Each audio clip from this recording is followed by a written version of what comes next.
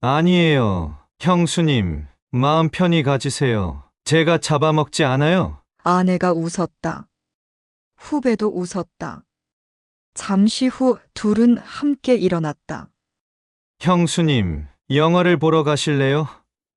그냥 편한 시간을 보낼까요? 아내는 부끄러움에 귓불이 빨개졌다. 편한 대로 하자면서요. 네, 후배가 웃으면서 아내의 어깨에 손을 얹었다. 제가 그랬지요. 모텔의 간판이 눈앞에 다가왔다. 아내는 숨이 가빴다. 뭔지 아늑한 느낌이 들었다. 마음이 편해졌다. 순간마다 아내한테는 꿈 같은 시간이었다.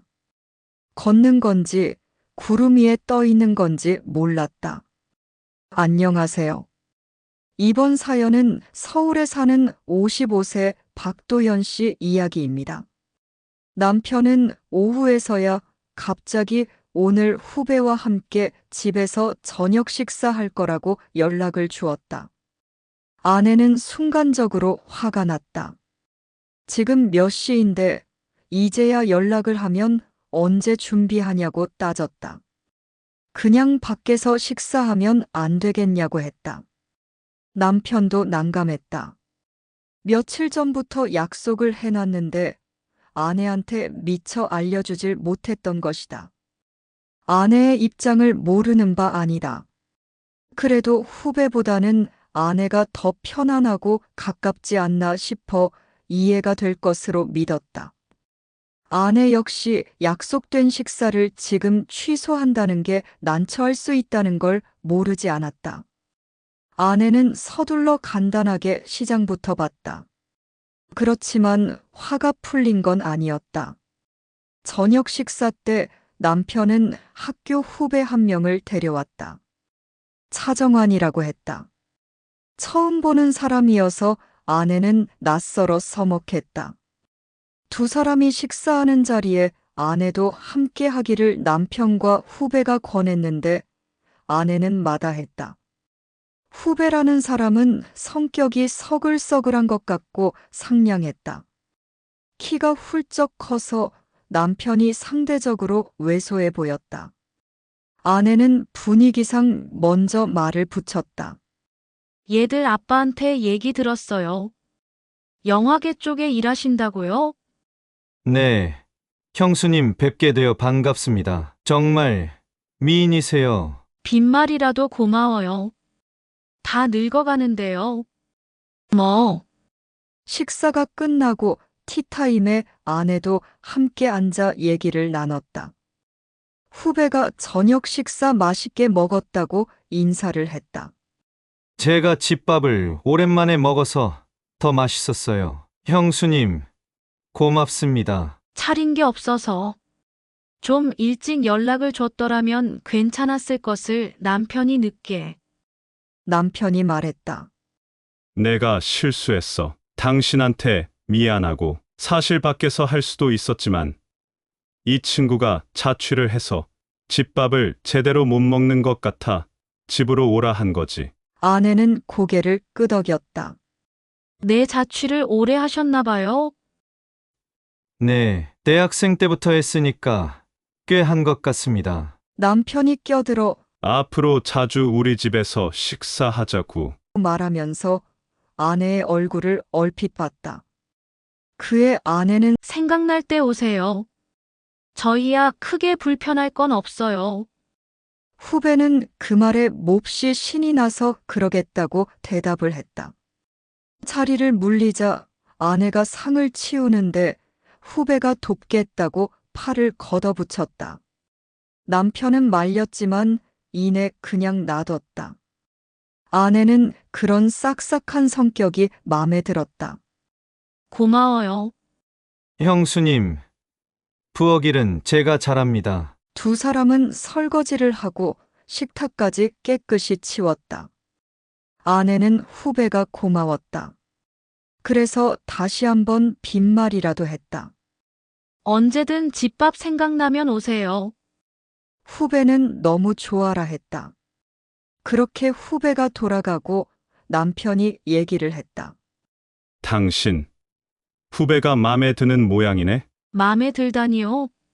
그냥 도와주니까 말이라도 고마운 거지요.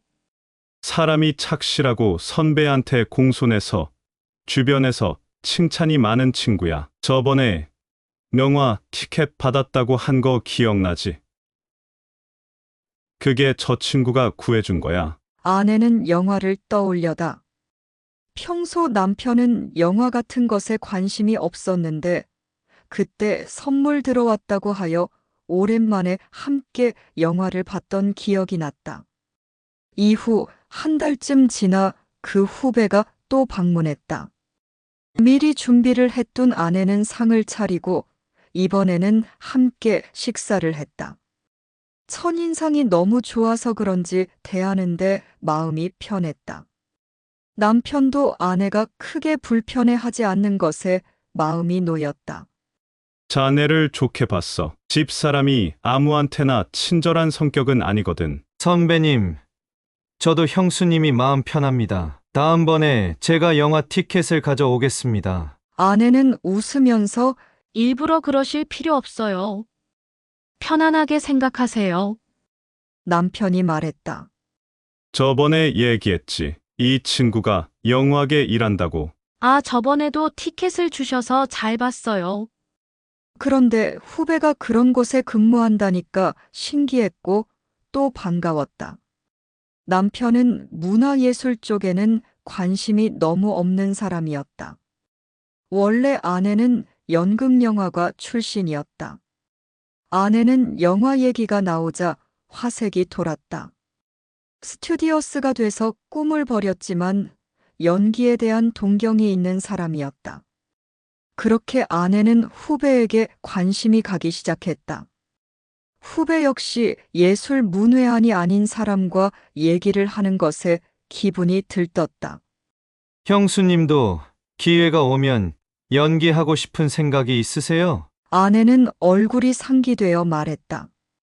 그런 기회가 저에게 언제 오겠어요? 지난날 한때 꿈이었지요. 후배는 그런 아내에게 바람을 불어넣었다. 제가 감독들 많이 아니까 단역이라도 몇 군데 타진해볼게요. 정말요? 아내는 흥분했다. 갑자기 생기가 돌고 의욕이 일어나는 느낌이었다. 남편은 그런 아내를 보고 너무 김칫국 마신다고 핀잔을 줬다. 아내는 속으로 그런 남편이 고리타분한 사람이라고 생각했다. 나한테도 기회가 생길지 누가 알겠는가. 서운한 감정이 들었다. 사실 남편은 공대 출신으로 아내와 대화의 공감대가 형성되기 어려웠다. 부부의 공감이 빨리 이뤄지는 취미 생활을 하면 자연히 부부간의 사이도 원만해진다. 사소하지만 관심사에 공통점을 못 찾는 부부들일수록 서로에 대한 이해도가 떨어지는 것 또한 어쩔 수 없다. 아내가 보는 남편은 묵묵히 자기 일에 최선을 다하는 성실한 사람이었다. 또 사회 정의감도 있고 사회 참여 의식도 높은 시민이기도 했다. 그러나 아내의 입장에선 과연 좋은 남편이냐는 또 별개의 문제가 될 수 있었다. 전업주부 입장인 아내는 특히 남편과의 공통된 관심사가 없다는 게 갈등의 요인으로 작용하였다.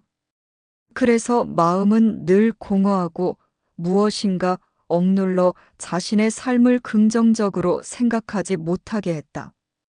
적극적인 자신의 참여에 의해 이뤄져야 성취욕을 느끼는 것이다.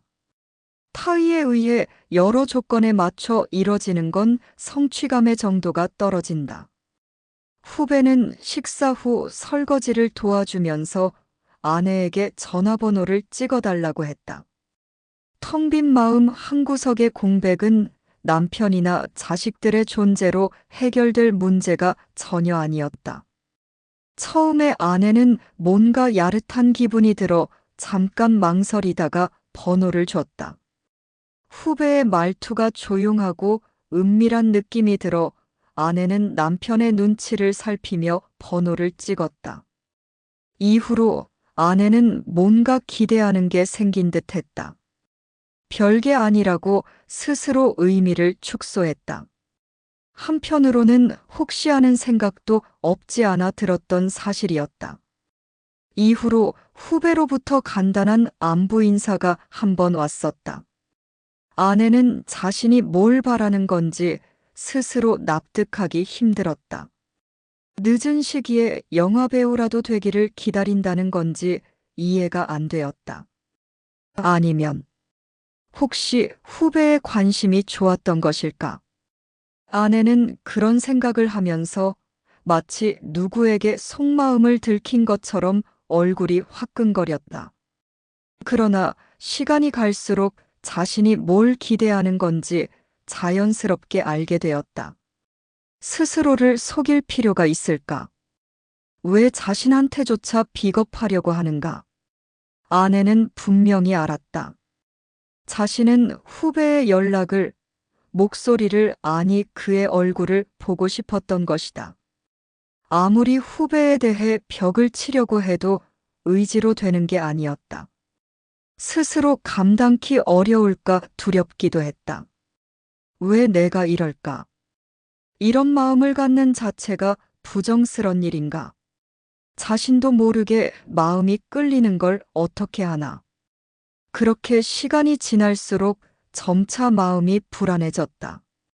처음에 도덕적인 감정에서 불안했던 게 나중에는 잊혀졌다는 생각에서 낙담하게 되었다. 그래, 이 나이에 내가 누구에게 여자로 인식되겠는가? 그럴수록 자신이 한없이 초라해졌다. 삶의 생동감이 하나도 없었다. 뭘 하고자 하는 의욕이 없었다. 모든 게 무의미했고 허망해졌다. 밤에는 잠이 잘 오지 않았다. 먹는 게 자연스럽지 못했다. 그런 아내를 바라보는 남편은 걱정이 되었다. 분명히 아내의 심경에 어떤 변화가 있구나 싶었다. 하지만 그게 구체적으로 어떤 것인지 전혀 몰랐다. 그러던 중에 후배한테서 문자 메시지가 왔다. 형수님, 오늘 오후에 시간 되시면 영화 같이 보러 가실래요? 아내는 갑자기 마음이 들떴다. 막힌 숨통이 트인 듯 숨 쉬는 게 시원했다. 네, 어디로 나갈까요? 아내는 외출하기를 서둘렀다. 한 줄기 햇살이 자신에게만 비춰주고 있는 것처럼 눈부심이 뇌리에 강렬하게 박혔다. 십몇 년 만에 두근거리는 심정. 무언가 들이닥칠 새로운 운명의 몸짓. 거부할 수 없는 약속이 생기는 것 같았다. 카페에 후배가 먼저 와 있었다. 아내가 들어서자 후배가 일어나 손을 먼저 내밀었다. 아내는 무심결에 손을 건넸다. 둘이는 마주 앉아 커피를 주문했다. 오늘 형수님, 너무 멋있어요. 정말 아름다우세요. 에휴, 뭐 그렇게까지. 이제 나이가 몇인데요? 아니, 형수님 나이가 여자로서 한창 나이대 아닌가요? 전 그렇게 생각하는데요. 아내는 커피를 들고 마시면서 후배의 얼굴을 찬찬히 바라봤다. 내가 왜 이 사람에게 이토록 마음이 설레는 걸까? 그게 부도덕한 생각이 아닐까? 남자로 멋있게 보이고 성적 매력이 물씬 느껴지는 건 분명히 비윤리적인 감정일 것이라고 단정했다. 그렇게 보니 자신이 지금 무슨 짓을 하고 있는 건가 갑자기 현타가 왔다.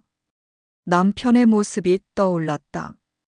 늘 똑같은 태도, 몸짓, 억양 틀에 잡힌 일과 남편의 존재가 나에게 어떤 것인가? 후배를 남편과 비교하는데 남편의 모습이 한없이 작게 보였다. 죄의식이 밀려왔다. 좀 전에 왜 후배의 손을 잡았던 것일까? 내가 뭐에 홀린 건가?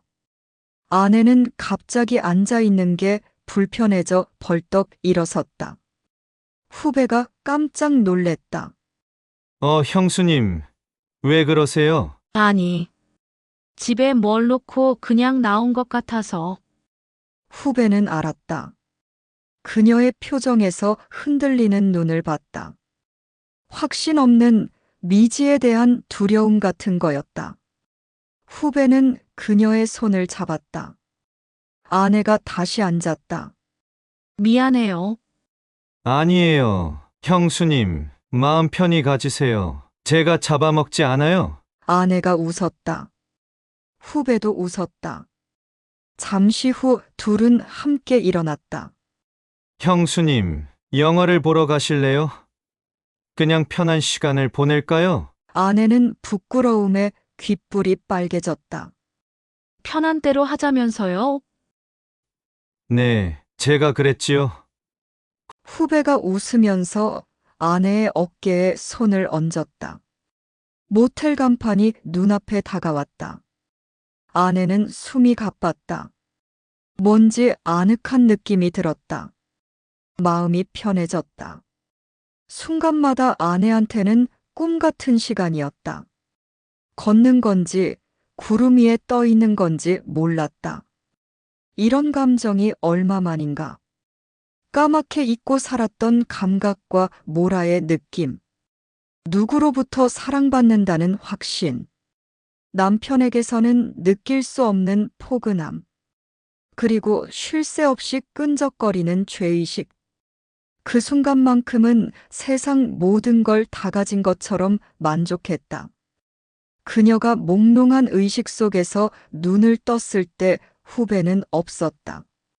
일 때문에 먼저 나간다고 한 것만 흐릿하게 들었을 뿐이었다. 아내는 벽면 거울에 비친 자신의 벌거벗은 모습을 보고 놀랬다.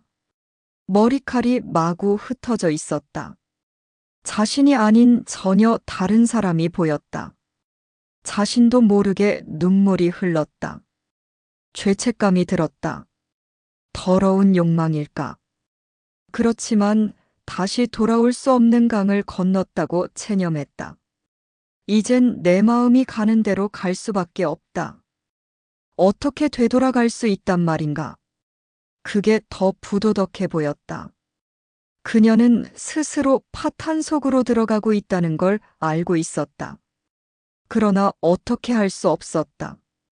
한 달 후, 남편은 최근 아내와 자신과의 균열의 틈을 봤다. 무엇 때문인지 모른다.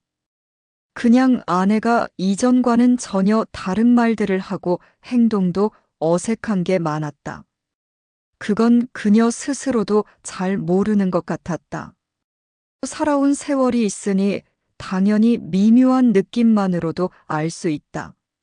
당신 무슨 걱정 있어? 살도 조금 빠진 듯 했다. 밤에는 잠을 많이 못 자는 걸 봤다. 남편은 뭔가 자신에게 숨기는 게 있다고 생각했다. 아내는 그 무엇이든 말하지 않을 것이다. 그녀의 결벽증 같은 성향을 알고 있다. 알아내야 하는데 방향조차 못 잡고서 어떻게 알 수 있겠나. 남편은 조심스럽게 접근하기로 했다. 자칫 아내에게 더 부담스런 행동이 되지 않도록 신경 썼다. 마치 팽팽한 힘줄이 곧 끊어질 것 같은 긴장감이 느껴진다. 신중하지 않으면 정말 상상할 수 없는 많은 것을 잃어버릴 것 같은 예감이 들었다. 어느 날 아내가 물어봤다. 당신은 하루 중에 어느 시간이 가장 편안하냐고. 아내의 물음이 직설적인 것 같지는 않았다. 내가 뭘 하고 있는지 분명히 확신하고 있을 때가 마음이 편안하다고 했다. 아내는 그러면 당신은 자신이 뭘 하고 있는지 모르는 때가 많다는 말이냐고 반문했다. 남편은 대답했다. 응, 내가 지금 뭘 하고 있는 건가? 의구심이 들 때가 있어. 남편은 신경 쓰였다. 아내가 혹시 자신이 지금 뭘 하고 있는지 모르는 게 있다는 거 아닐까? 그래서 불안하고 힘든 게 아닐까? 하루하루 소중하지 않은 시간은 없지. 그러나 내가 나였기에 할 수 있는 일들이 있을 것이고, 그것을 했을 때 존재하는 느낌이랄까. 아내의 초점 잃은 눈동자를 봤다. 휑하니 피곤해 보였다. 당신은 먼저 잠을 좀 푹 잘 필요가 있겠어. 남편은 딱 잘라 말했다. 그래요, 알았어. 알고 있어요. 며칠 후. 후배는 처음에는 형수의 신중함이 신경 쓰였다. 다가가면 도망칠 듯 했고, 멀리하면 쫓아오는 것 같았다. 그렇게 확신 없는데 왜 자꾸 자신을 만나려는 걸까? 후배는 몰랐다. 그녀의 나이대에 겪을 수 있는 고뇌에 대해 뭔지 전혀 몰랐다. 그런데 지금은 적극적으로 너무 깊이 다가오는 것 같아 부담이 되기도 했다. 후배는 솔직히 말해 재미로 다가갔다. 남의 성을 침범하는 스릴, 남의 여자를 훔칠 때 심장이 뛰는 느낌이 쫄깃했다. 같은 불륜이라도 남자는 막대기 그것 하나의 느낌이에 불과하다.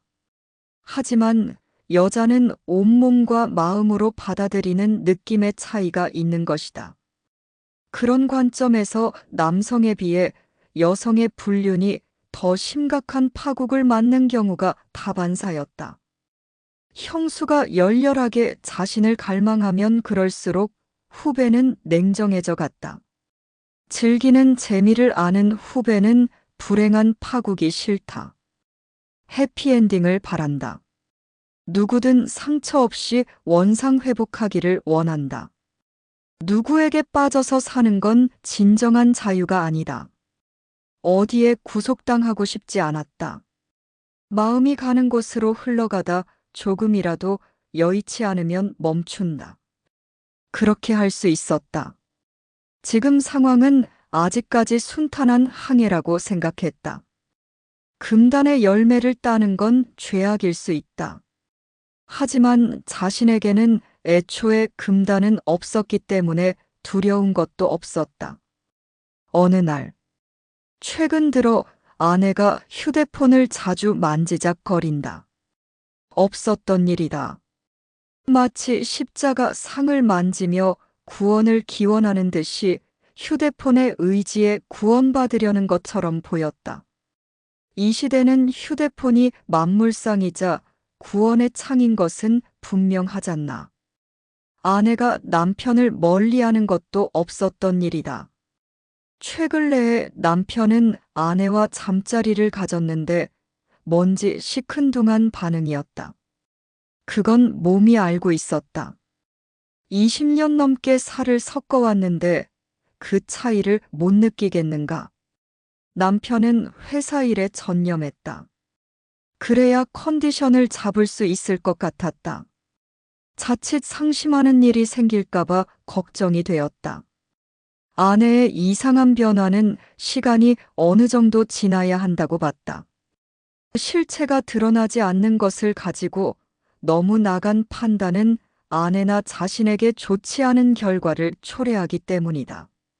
남편은 시간을 거꾸로 뒤집어 살폈다. 어느 시점인지 뭔가 틈이 벌어지기 시작한 때가 있을 것이다. 최근에 만난 사람들을 떠올렸다. 내가 방문하고 우리 집에 오고 아내가 마주쳤던 것들을 새겨봤다. 흐릿하게나마 자신과 아내가 함께 만날 수 있었던 사람이 있었다. 그건 후배였다. 그 친구가 우리 집에 들락거리는 게 자연스러워졌을 때부터 왠지 나하고는 거리감이 생긴 듯 느껴졌다. 남편은 머리를 흔들었다. 20여 년의 결혼 생활을 어느 한순간의 판단으로 무의미하게 만들 수는 없는 일이다. 그 얼마나 허망한 일인가. 그렇다고 거짓된 세상을 탓할 수도 없는 일이었다. 우리가 하는 모든 선택에는 반드시 결과가 따르는 법이다. 그것은 간단하지만 세상을 돌아가게 만드는 어떤 원칙 같은 것이다. 헤이, 후배, 요즘 좀 소원한 것 같아. 연락도 뜸하고. 선배님, 제가 바쁘다 보니 죄송했습니다. 자주 연락드렸어야 했는데, 신작 영화 수입건이 안 풀려서 미국에도 갔다 오고, 그래서요. 그냥 하는 소리니까 너무 신경 쓰지 마시게. 그리고 전에 말하지 않았나? 우리 집사람한테 대역자리 얘기했잖아. 뭐 빈말일 수 있겠다 싶지만 아내 입장에선 기대심도 없지 않았을 것 같고 해서 여쭙세. 후배는 흠칫 놀랬다. 선배까지 가슴에 두고 있던 말들인데 자신은 너무 쉽게 잊어버리고 있었던 것이다. 말이란 무서운 건데 새치 혀를 함부로 놀리는 대가를 모른단 말인가. 선배님, 빈말이 아닙니다. 나름대로 생각한 구석이 있어서 드린 말이었고요. 형수님이 어떻게 받아들이실지 몰라서 망설이는데, 남편은 후배놈의 말장난에 화가 치밀었다. 그냥 지나가는 말이었다고 하는 게 좋았을 텐데. 너는 분명히 뭔가 나한테 말하기 불편한 사실을 숨기고 있을 것이다. 지난주에 아내가 한 번은 그런 말을 했던 게 기억난다. 그 후배님이 영화계에서 영향력이 좀 있는 분인가요? 남편은 어느 정도인지 잘 모르겠지만 좋은 평가를 받고 나름 실적도 좋은 것으로 알고 있다고 했다. 그리고 결혼은 왜 아직 안 했느냐고도 물었다. 후배의 결혼은 알 수 없는 문제고 결혼을 안 하겠다고 들은 적은 없었다고 했다. 아내는 그럼 사귀는 여자는 있냐고 물었다. 생각난다. 아내가 그런 걸 물어봤다. 분명히 생각난다. 되새겨보면 아내가 후배에게 관심이 있다는 것을 말해주는 대목이다. 둘 사이에 아니면 아내의 일방적인 관심이 있으리라 충분히 예상되었다. 확신이 든 남편은 그 둘의 관계를 입증할 단서를 찾기로 마음먹었다. 그래서 아내의 휴대폰을 몰래 들여다보기로 했다. 어느 날 새벽에 아내가 곤히 잠을 자는 틈을 타서 그녀의 휴대폰을 꺼내봤다. 비밀 패턴으로 잠금 장치가 돼 있어서 그날은 내용을 전혀 보지 못했다. 전자상가에 가봤다.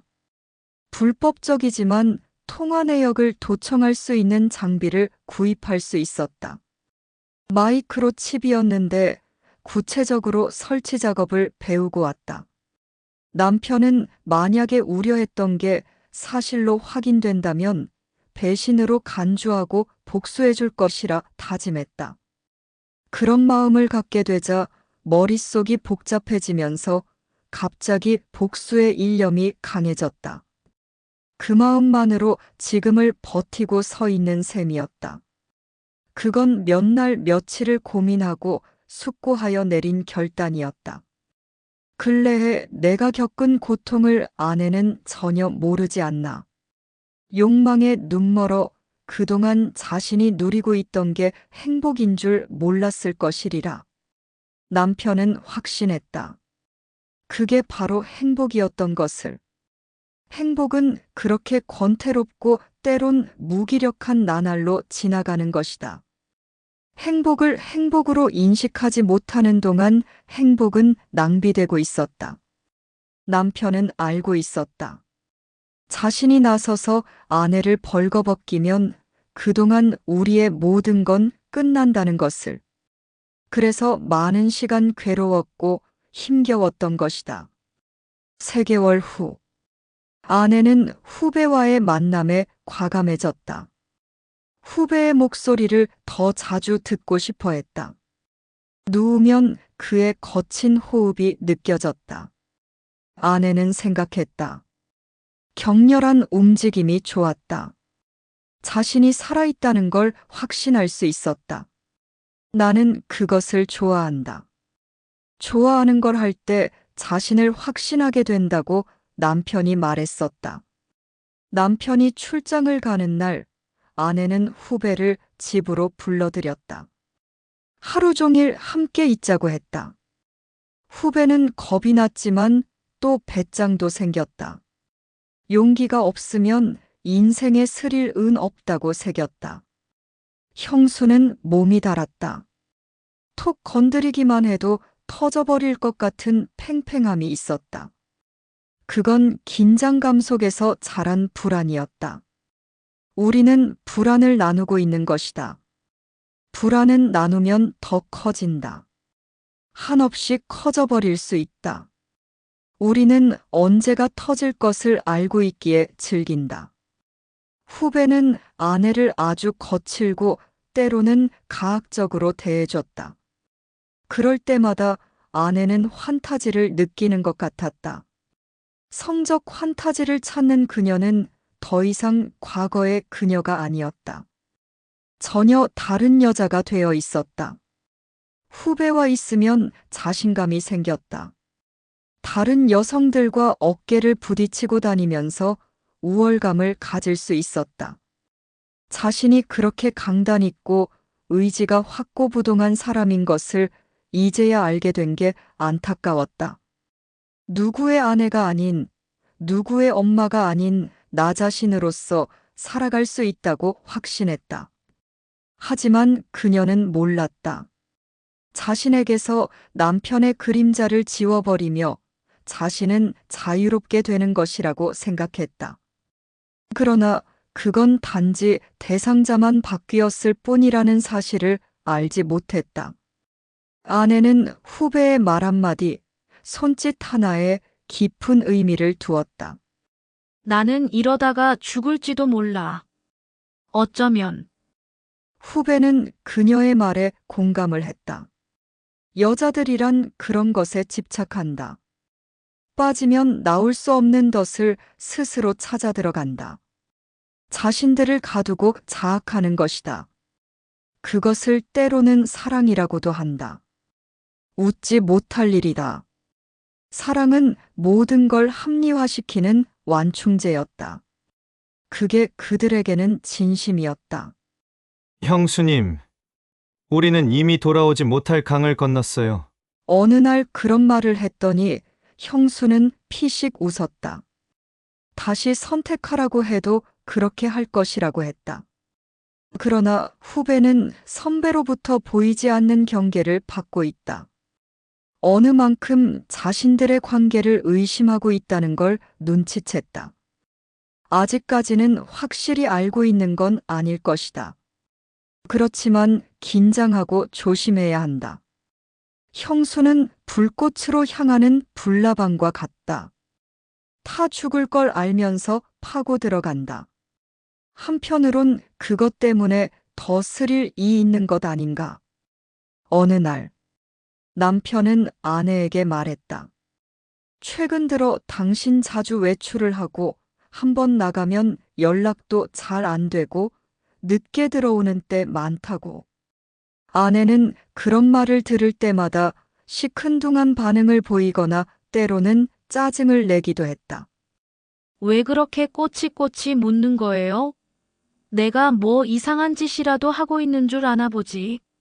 당연히 이상하지. 여태껏 없었던 일들이 많이 생기니까. 없었던 일들. 그동안 내가 너무 있는 듯 없는 듯 살아왔으니 상대적으로 뭔 일이 있는 것처럼 느껴지는 건 아닌가 하는 생각을 안 해보는 거예요. 남편은 그 점에 대해 수긍했다. 아내는 정말 조용히 살아왔다. 묵묵히 가정주부로서 역할에 최선을 다해왔다. 아이들도 그건 다 아는 사실이다.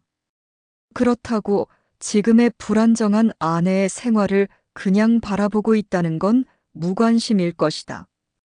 내가 그래도 남편인데 아내로부터 느껴지는 불안을 눈 감고 있을 수는 없는 일 아닌가. 요즘 들어 아내는 전에는 어떠했다는 말을 자주 꺼낸다. 마치 지난 날들이 후회되고 원망스럽다는 느낌이었다. 불안은 아내로부터 나에게로 급속히 감정이입되었다. 남편이 물었다.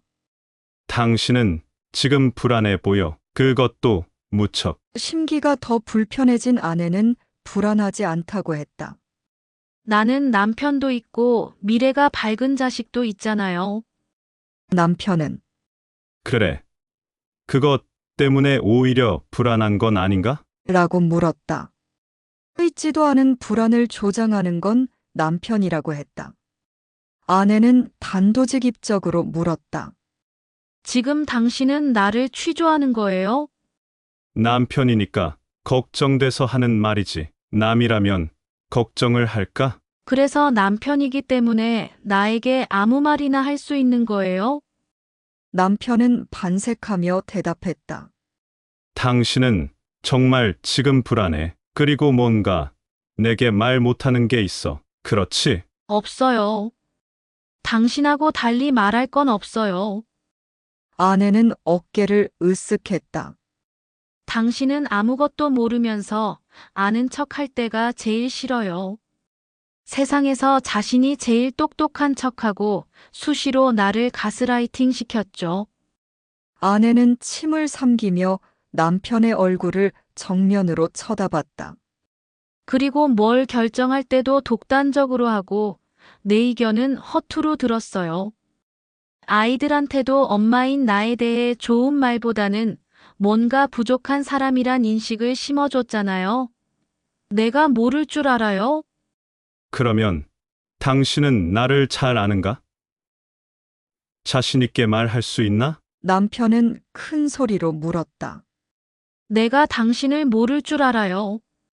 당신은 허울 좋은 남편일 뿐이에요. 남편은 많은 걸 참고 있었다. 시간이 다소 걸리더라도 다 잘 되거라고 믿었다. 아내와 함께 세월이 남긴 흔적을 지우고 싶지 않았다. 비록 그녀가 나에게 상처를 받은 게 있다 해도 남편은 그녀를 사랑했다. 사랑의 방식이 다를 수는 있어도 본질은 바뀌지 않는다고 말하고 싶었다. 아내는 남편의 그런 독단과 독선에 힘들었다. 그렇지만 지난 세월을 모두 허망한 것으로 단정 짓고 싶지는 않았다.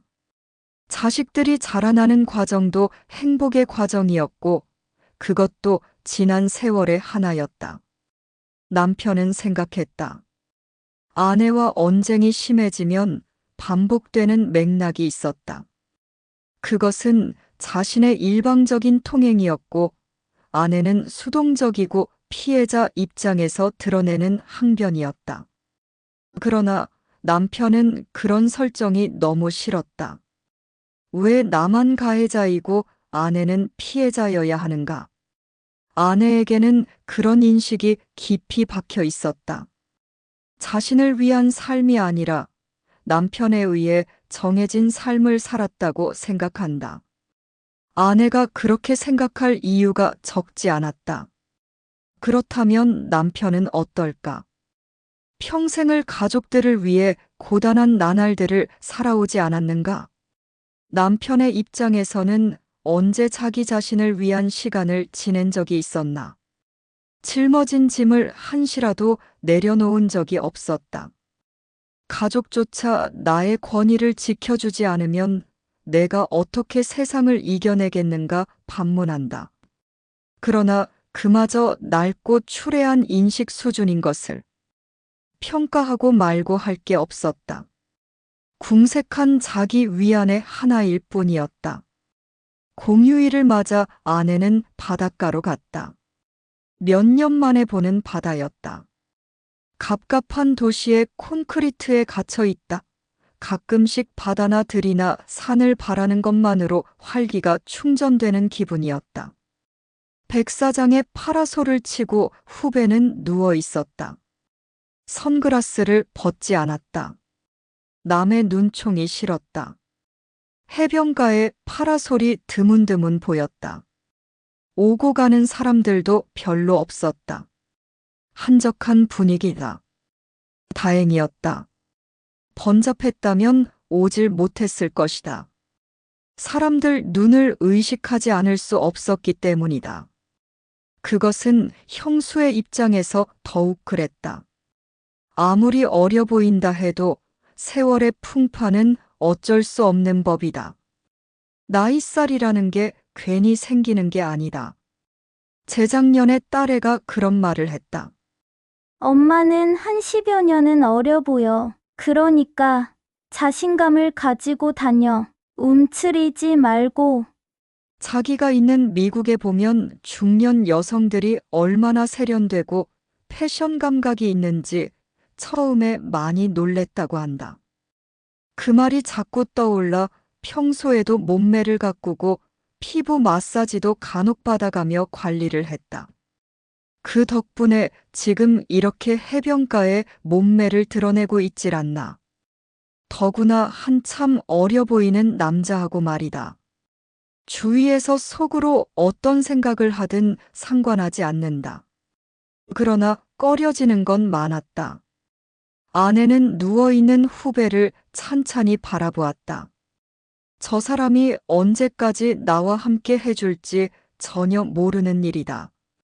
다만 있는 동안 내 팔을 벌려 닿는 곳에만 있다면 어디든 찾아낼 것이다. 지금 내 마음이 그렇다.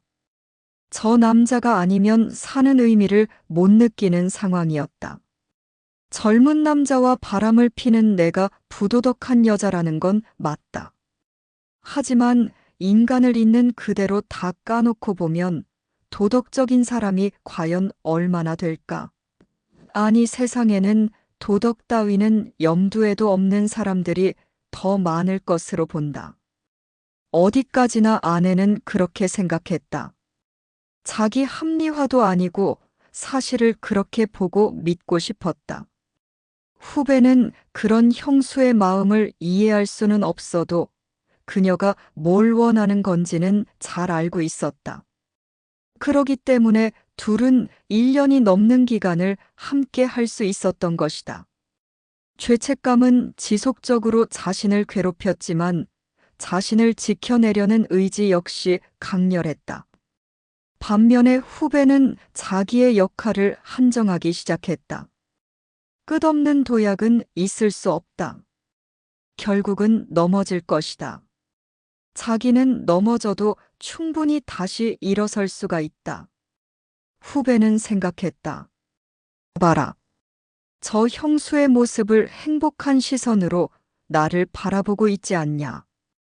이제는 다가가지 않아도 알아서 따라온다. 그게 좋았다. 풋풋한 어린 여자애들보다 농염한 중년이 더 편했다. 자신을 소중하게 다뤄준다. 단지 에너지를 많이 빼앗기는 난점이 있다. 뭐든 어떤 방법이든 더 강력하고 더 강렬하게 대해줘야 한다. 그게 부족할 때는 의문을 받는다. 그러면서도 자신 역시 쉽게 떠날 수가 없다. 원숭미가 뭔지 알게 되면 어쩔 수 없이 매료된다. 무엇보다 필요한 자금을 직접 조달해 주니까 그 혜택을 벗어날 까닭이 많지 않았다. 물론 이런 고개는 오래 즐기는 게 아니라는 건 잘 알고 있다. 어느 날, 남편은 어두운 거실에 앉아 있었다. 체중이 많이 빠져 헬쑥해 보였다. 늙어서 체중 변화가 심하면 건강에 적신호가 들어온 것이다. 근육량이 줄어들고 내장 기능과 혈액순환이 원활하지 못하게 되는 징표이다. 속이 더부룩하고 가스가 많이 찬다. 혈압이 들쑥날쑥 어지러워진다. 남편의 건강은 몹시 좋지 않은 상황이었다. 군대에 가 있는 작은 애가 휴가를 나왔다가 아버지의 모습을 보고 혼자 울었다고 했다. 미국에서 공부하고 있는 딸애는 그 얘기를 듣고 조금 있으면 방학 기간이라고 귀국할 것을 알려왔다. 아내는 그런 남편의 모습에 관심이 별로 없었다. 자신의 지난 날들을 후회한다면 그건 남편에 대한 증오일 것이다. 후배를 깊이 만나고부터 남편에 대한 반감이 더 커져갔다. 그런 기색을 남편은 오래전부터 알아차리고 있었다. 다만 시간을 기다렸다. 큰 상처가 생겼는데 어떻게 바로 낫기를 바라겠는가? 시간이 약이라고 믿었다. 다친 감정도 무디어질 수 있다. 상처가 아물면서 통증이 있을 수도 있으리라. 그러나 남편의 의도와는 전혀 다르게 아내는 변해 있었다. 밤 12시가 넘어가는 무렵에 아내가 들어왔다. 발걸음을 조심스럽게 살금살금 걸었지만 모든 소리는 그대로 다 들렸다. 현관에 들어서자 아내는 기겁을 했다. 불도 커지 않은 채 남편이 소파에 앉아 있었기 때문에 놀란 것이다. 아니, 불도 안 켜고 뭐 해요? 혹시 나 기다린 거예요? 남편은 아무 소리도 안 했다. 형광등 조명에 눈이 부셨다. 아내가 옷을 갈아입으러 작은 방으로 들어갈 때 향수 냄새가 격하게 났다. 별로 좋은 향이 아니었다. 남편을 두 눈을 감고 조용히 있었다. 아내가 거실로 나왔다. 우리 얘기 좀 하자고. 힘없이 남편이 말했다. 늦은 시간에 무슨 얘기를요? 내일 아침에 하던가. 아니, 지금 해야 해. 남편이 단호히 말했다. 남편의 말투에서 아내는 뭔가 난감한 상황임을 인지했다. 남편을 마주보고 소파에 앉았다. 당신, 나한테 할 얘기 없어? 무슨 얘기요? 내가 할 얘기가 있어야 하나요? 아내는 짜증이 났다. 그런 아내를 쳐다보는 남편의 얼굴이 일그러졌다. 없단 말이지. 할 말이 없다고. 그렇다면 나도 더 이상 할 말 없어. 우리 이혼해. 아내는 순간 머리가 새하얗게 된 느낌이었다. 아무것도 생각나지 않고 뭔 말도 떠오르지 않았다. 잠깐 적막감이 흘렀다. 아내가 물었다. 이혼이라니. 갑자기 왜 그런 말을? 왜라고? 그러면 당신은 내가 여태껏 아무것도 모르고 있는 줄 알았단 말이야? 남편은 화가 났다. 그렇게 내가 둔하고 어리석은 놈처럼 보였어? 아내는 침묵했다. 할 말이 생각나지 않았다. 그러나 아내도 불쾌해졌다. 서로 내가 뭘 잘못했다고 하더라도 우리가 그동안 살아온 세월이 얼마인데 이리 간단하게 이혼을 말할 수는 없다고 봐요. 아니, 뭐라고? 남편이 소리쳤다. 아내가 흠칫 놀라더니 상체를 반쯤 남편 쪽으로 돌렸다. 그렇지 않아요? 20몇 년을 살아왔는데 이렇게 헤어지는 건 말이 안 돼요.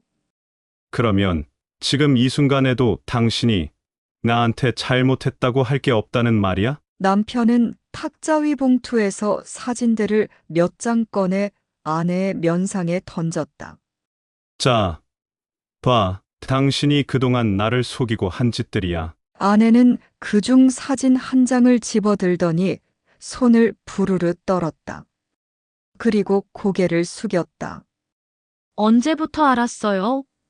처음부터 느낌이 있었어. 그렇지만 참고 기다렸어. 하지만 당신은 나에게 더 모멸감을 줬어. 참고 참다가 결심한 거야. 그리고 남편은 통장거래 사본을 아내한테 던져줬다. 이게 1년 동안 당신이 사용한 카드 내역이야. 9천여만 원을 어디에 쓴 거야? 딸내미 다음 학비를 어떻게 할 거야? 아내는 울었다. 처음에 소리 없이 그러다 점차 소리내어 울었다. 한참 동안 울음이 거실을 채웠다. 아내가 물었다. 이혼밖에 다른 여지는 없는 건가요? 아이들도 충격이 있을 테고 그러니까 이혼만은. 남편은 주먹으로 소파를 쳤다. 뭐라고? 아이들 충격. 그걸 아는 여자가 불륜을 저질렀나? 응. 아이들 걱정하는 인간이 다른 남자놈과 그것도 남편의 후배와 그런 짓거리를 했다는 말이냐고? 나는 외로웠어요. 답답하고 사는 게 사는 것 같지 않았어요. 무뚝뚝하고 냉담한 당신에게 뭘 기대하는 것도 힘들었어요. 그런데 정환 씨가 나를 이해해 줬어요. 다정하고 인간적으로. 외로워. 세상에 불륜을 하는 인간들의 변명이 그놈의 외로워지. 그 외로움도 내가 벌어다 주는 돈이 있어서 외로웠던 건 아닌가? 당장 먹고 살기 힘들었다면 외로움을 알았을까? 남편은 식탁에서 물 한 컵을 들이키고 왔다. 그의 눈을 충혈되고 입술은 바짝 말라 있었다. 그 외로움이 행복이었음을 내가 알게 해줄 거야. 남편은 말했다. 그 외로웠을 때가 행복을 했을 때라고. 행복을 행복으로 느끼지 못한 게 우리의 어리석음이라고. 그 작은 행복을 당연시하고 무가치하게 지낸 게 우리의 한계라고. 행복이라는 게 너무나 평탄하고 소소해서 무시한 것이라고. 행복은 마냥 크고 대단한 것인 줄 알았다는 게 착각이었다고 남편은 말했다. 나나 당신이나 우린 행복을 꿈꾸고 있을 때 이미 행복했던 것일 수 있어. 아내는 말했다. 내가 한순간 정신이 어떻게 된 것 같아요. 기회를 줘요. 애들이 앞으로 결혼도 하고 그러는데 부모가 이혼해 있다면 그게 얼마나 큰 상처가 되겠어요? 아내는 울면서 나지막하게 말했다. 그동안 당신을 나를 속이고 또 나를 우습게 여기는 동안 나는 얼마나 고통받았는지 모를 거야. 내가 그동안 당신과 그 후배놈에 대해 조사해 놓은 자료들이 있어. 빨리 결정했으면 해. 합의 이혼을 하든가 아니면 법정에서 보든가 결정하라고 아내에게 이혼 서류를 건넸다. 합의 이혼의 조건은 후배의 회사에 어떤 통보도 하지 않겠다는 것이다.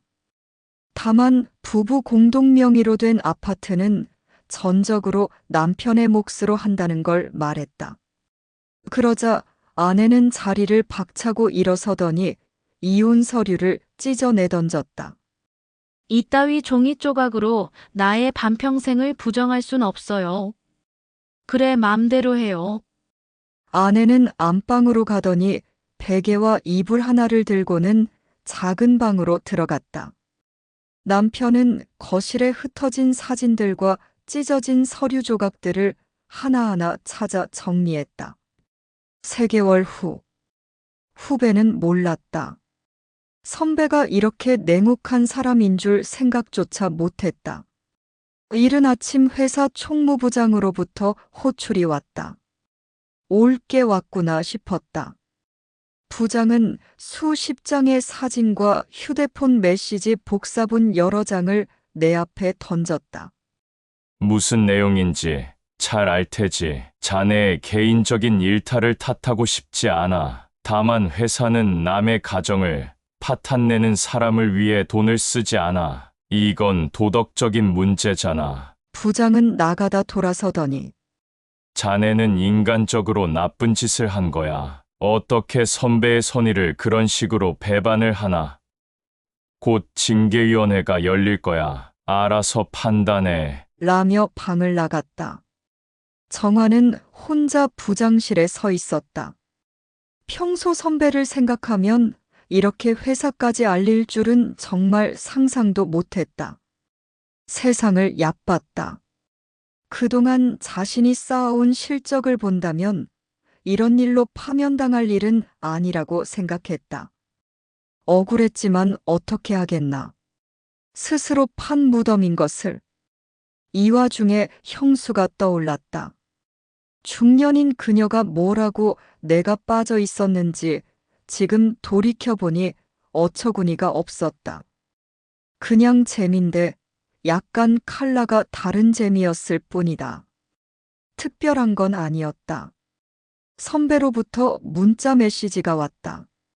상간자 소송을 접수했다는 고지였다. 가정법원에서 곧 연락이 갈 거라고 했다. 내가 한 가정을 파탄낸 건가? 어디로 가야 할지 참담했다. 막막한 사막에 홀로 남겨진 느낌이었다. 후배는 회사에 파면되었다. 아내는 그에게 연락을 했으나 안 됐다. 후배는 그 한 번의 타격으로 영화계에서 완전히 밀려났다. 관련 업계에 발을 붙일 수 없게 되었다. 다음 날, 아내로부터 연락이 왔다. 당신이 그렇게 야비한 줄 미처 몰랐어. 정환 씨 회사에 알릴 필요가 있었어요. 우리 둘의 문제잖아요. 나는 당신에게 기회를 줬어. 그놈 회사에는 조치하지 않겠다고. 대신 아파트 공동 지분을 포기하라고. 그게 기회를 준 거예요? 당신하고 살아온 대가가 아무것도 없다는 게 말이 돼요? 그러면 우리 가정을 탓한 내 놈을 온전하게 놔두고 우리 둘만의 문제로 한정해서 유책 배우자임에도 재산을 공동으로 나누어야 한다 그거야? 아내는 듣고만 있었다. 당신은 지금 이 순간에도 그놈에 대한 기대가 남아서 두둔하고 있는 건가? 아내는 긴장한 탓에 입안이 말랐다. 그래서 발음이 엉켰다. 정환 씨는 나를 쉽게 떠날 수 없을 거예요. 내가 위로해주고 싶어요. 남편은 화가 치밀었다. 아직도 미몽에서 헤어나질 못하고 있네. 정환이 그놈이 당신을 유혹해서 가정을 타경으로 몰아넣은 거야. 그리고 당신이 착각하는데 그건 사랑이 아니야. 아내는 고개를 흔들었다. 그러나 자신이 먼저 정환을 유혹한 거라고는 말하지 못했다. 법정에서 보자고. 나를 끝까지 무시하는 당신과 합의는 없어. 남편은 통화를 끊었다. 다음 날, 집안은 적막했다. 아내가 있던 티가 났다. 퇴근하면 늘 그 자리 그곳에서 아내는 반겨줬었다. 늘 같은 말, 같은 움직임이었지만 변함이 없었기에 특별히 신경 쓰지 못했던 습관이었다. 있던 것이 갑자기 없어졌을 때 어색함과 당혹감은 단발적이지만 불안으로 다가왔다. 아내가 옷가지 등을 간단히 꾸려 집을 나갔다. 며칠 동안 집안에서 음식 냄새가 나지 않았다. 배달음식이나 나가서 요기를 했다. 먹는 게 귀찮고 번거로웠다. 아내가 담근 김치와 오이 소박이, 식혜 같은 음식들이 아무 의미도 없었다. 남편은 건강이 많이 좋지 못했다. 누구도 신경 쓰지 않았다. 이제는 혼자라는 생각에 가슴 한쪽이 휑하니 구멍이 뚫린 것 같았다. 허망한 세월이었다. 지나 온 나날들이 이처럼 무의미할 것이었다면 왜 그렇게 전전긍긍했을까? 아무것도 아닌 것을 왜 그리 노심초사했던가? 이제 아내는 없다. 그와 함께 해온 날들이 물거품처럼 산산이 부서졌다. 남편은 회사의 명예퇴직을 자청했다.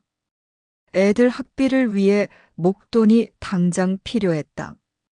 그의 노고에 대한 보답에서 회사의 진심 어린 배려로 퇴직을 하게 되었다. 법원에서 조정은 실패했다. 재판은 3개월여 걸려서 끝났다. 은행 자산과 아파트를 처분해 7대 3분할하기로 결정됐다. 아내는 재판하는 동안 차정환의 아파트에서 생활했다. 후배는 직업을 선뜻 구할 수 없어서 애를 먹다가 영화 번역을 시작했지만 생계유지 정도의 벌이었다. 직장을 잃은 것보다 그를 괴롭히는 것은 선배의 아내와 불륜을 저질렀다는 오명이 낙인 찍혔다는 점이다. 그의 화려한 SNS 활동은 더 이상 유지할 수 없었다. 나름 죄책감도 있어서 선배에게 위자료를 먼저 지불했다. 아내는 그런 후배의 인간성을 높이 평가했지만 더 이상 낭만적인 생활은 없었다. 쥐고 있는 자금은 작은 평형의 아파트 전세금에 다 나갔다. 두 사람은 수시로 만났지만 소원해져 갔다. 어떻게든 생활 여력이 생기면 각자 떠날 생각들만 있었다. 형수님, 우리의 만남도 이젠 틈이 생겼어요. 누구의 잘못도 아니에요. 형수는 그 말의 취지를 잘 알고 있었다. 정환 씨가 나 때문에 많은 걸 잃어서 가슴 아파요. 제가 선배님한테 몹쓸 짓을 해서 벌 받은 거예요. 두 분에게 죄송해요. 선배의 눈치를 볼 필요가 없는 그 두 사람의 만남에 더 이상 스릴은 남아있지 않았다. 스릴 없는 불륜은 불륜이 아니었다. 긴장감도 절박감도 해방감도 없다. 아내는 아이들한테 수시로 연락을 취하고 있었지만 점차 아이들이 연락을 꺼려했다. 모든 게 끝났다고 생각했다. 그런데 앞으로 닥쳐올 한파는 이제 시작도 안 했다는 것에 숨이 막혔다. 어떻게 헤쳐가야 할지 그저 암담했다. 그냥 죽고 싶었다. 그게 마음대로 안 되니까 문제였다. 남편은 아파트를 처분해서 조용히 서울을 떠났다. 우리의 삶은 자신의 생각대로 흘러가지 않는다. 사소한 일들이 모여서 뜻밖의 결과가 나온다. 우연을 가장한 필연일 수도 있다. 그래서 자기 운명을 온전히 자기만의 것이라고 하기엔 우리는 너무 나약한 존재인 것이다. 모든 나쁜 일들은 내 주변에서 일어난다. 내가 잘한다고 생각한 사람들이 나를 배신한다. 믿을수록 상대방은 배신한다. 이상 사연은 여기까지입니다. 감사합니다.